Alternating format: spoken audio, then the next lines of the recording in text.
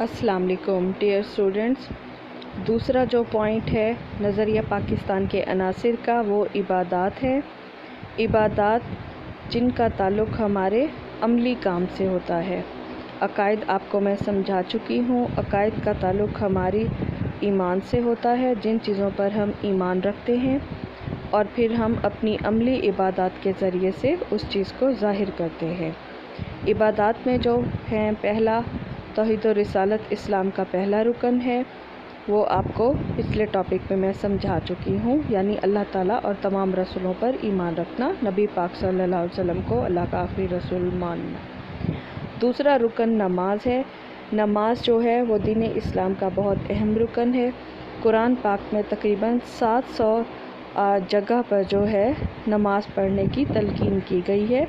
और या बच्चों को मालूम होगा कि सबसे पहला सवाल इंसान से जो किया जाएगा वो नमाज के मुतालिक ही किया जाएगा। कुरान पाक में सूरत उन-निसा में आयत नंबर 103 है।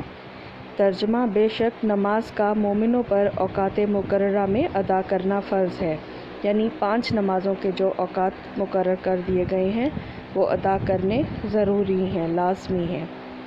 और हम जब नमाज कायम करते हैं तो हम अपने इस्लाम दीन को कायम करने का अमली नमूना पेश करते हैं। अल्लाह ताला की अताअत का ऐसा ही निज़ाम पूरे मुआशरे में कायम हो जाता है। इसके बाद तीसरा रुकन ज़कात है। ज़कात जो है एक वो माली इबादत है और ये हमारे इस्लाम के मुआशी निज़ाम को मज़बूत करने का और मुस्तहकम रखने का अहम ज़रिया है। इसकी वजह से ये होता है कि ज़कात से दौलत जो है वो चंद हाथों में इकट्ठी नहीं रहती, बल्कि पूरे मुआशरे में गर्दिश करती है और अमीर लोगों से गरीब लोगों तक पहुंचती है। चौथा रुकन रोज़ा है। रोज़ा एक बदनी इबादत है और ये हमारे अहम हिस्सा है फ़र्ज़ को बेहतरीन तरीके में ज़ाहिर करने का। रोज़ा अल्लाह ताला और बंदे के दरमियान कुर्बत का एक अहम ज़रिया है। हज इस्लाम का 5वां रुकन है, जो साहिब इस्तिताअत पर ज़िंदगी में एक बार ज़रूर फ़र्ज़ है। हज के मौके पर तमाम मुसलमान इत्तेहाद, अख़वत और भाईचारे की ऐसी मिसाल कायम करते हैं जो और हमें कहीं नज़र नहीं आती। नेक्स्ट जो हमारा पॉइंट है वो है कानून की हुक्मरानी। कानून की हुक्मरानी जो है वो इस्लाम के निज़ाम की एक अहम खूबी है। इस्लामी मुआशरे में जो है अल्लाह ताला सरचश्माए हिदायत है और कानून में अल्लाह ताला को ही हुक्मरानी दी गई है। बादशाह और ग़ुलाम भी इस कानून के सामने सब बराबर हैं। यूँ कहा जा सकता है कि इस्लाम के निज़ाम में जो जमहूरियत है, यानी जिसमें लोगों की राय को अहमियत दी गई है, लोगों को अहमियत दी गई है, उसमें कानून की हुक्मरानी का बहुत अहम हाथ है और हुक्मरानों को भी बाहमी मशवरे के ज़रिए से फ़ैसलों को पाबंद करके उन पर जमहूरियत की मोहर लगा दी गई है और शर्त ये करार दी गई है कि वो तमाम फ़ैसले कुरान और सुन्नत की रोशनी में शामिल हों।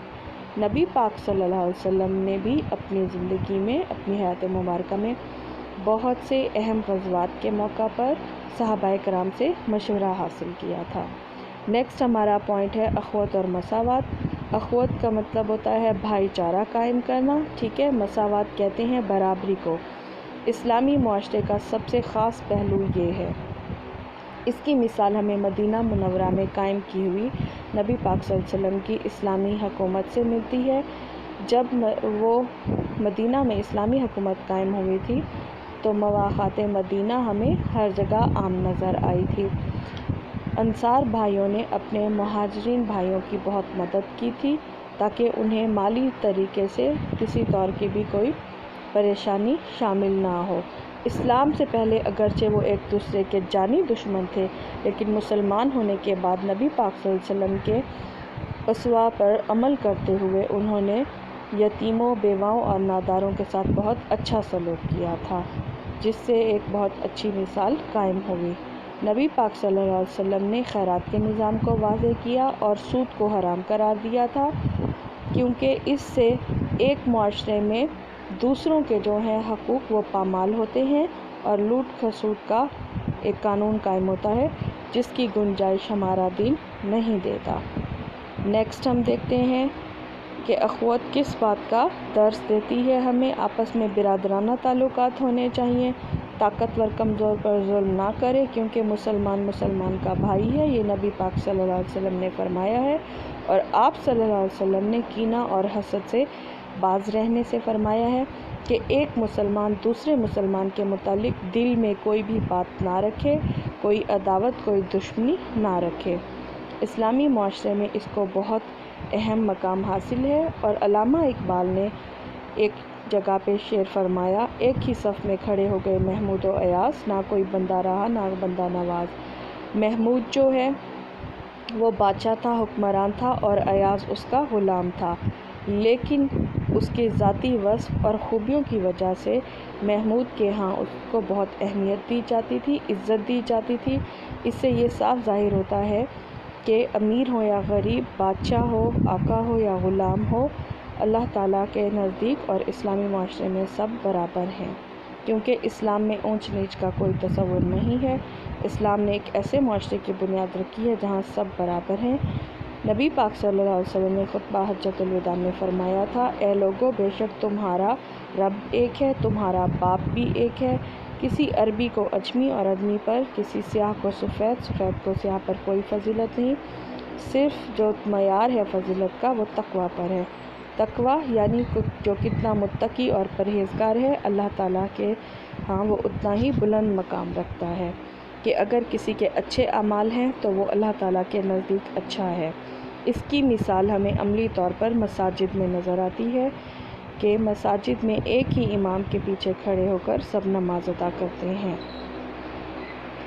قرآن پاک کی آیت مبارکہ ہے جس میں ہے کہ اے لوگو، ہم نے تم کو ایک مرد اور عورت سے پیدا کیا، اور ہمارے جو قبیلے بنائے گئے ہیں وہ ہماری شناخت اور پہچان کے لیے بنائے گئے ہیں، اور اللہ کے نزدیک وہی عزت والا ہے جو پرہیزگار ہے۔ یہ سورۃ الحجرات آیت نمبر 13 ہے۔ نیکسٹ ہمارا پوائنٹ ہے عدل و انصاف۔